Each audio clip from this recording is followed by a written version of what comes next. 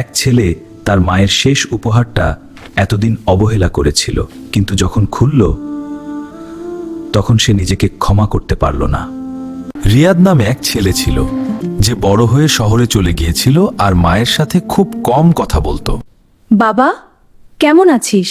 অনেকদিন তোর কণ্ঠ শুনি না।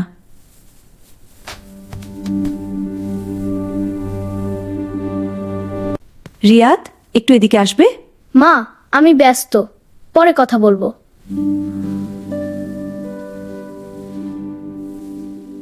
মা প্রতিদিন ছেলের জন্য অপেক্ষা করতেন,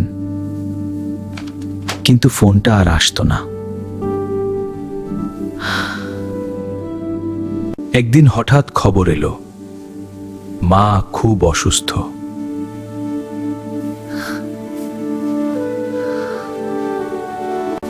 রিয়াদ তাড়াতাড়ি গ্রামে ফিরল।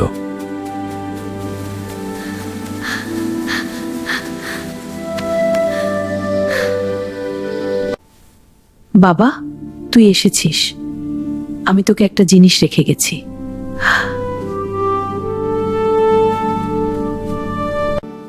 মা তাকে একটি ছোট বাক্স দিলেন। এই নাও বাবা, এটা তোমার জন্য। ওয়াও! এটা কি মা? এখন এসবের দরকার নেই, তুমি ভালো হয়ে যাবো। তুই আমার জন্য এত ভাবিস রিয়াদ, আমি ঠিক হয়ে যাব। রিয়াদের পৃথিবী যেন থেমে গেল, কিন্তু তখনও সে বাক্সটা খোলেনি।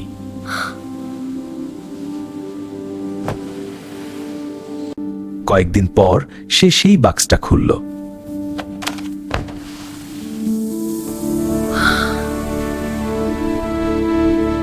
ভেতরে ছিল একটি পুরনো চিঠি আর কিছু টাকা। বাবা, এই টাকাগুলো আমি তোর জন্য জমিয়েছি, তুই কষ্ট পেলে যেন ব্যবহার করতে পারিস। তুই ব্যস্ত থাকিস, তবুও আমি প্রতিদিন তোর জন্য দোয়া করি। এই কথা পড়ে রিয়াদের হাত কাঁপতে লাগলো, তার চোখ ভিজে গেল।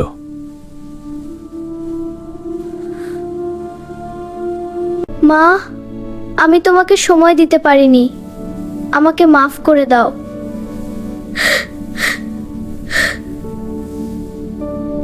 সে বুঝতে পারল মায়ের ভালোবাসা কখনো কমে না, শুধু আমরা বুঝতে দেরি করি।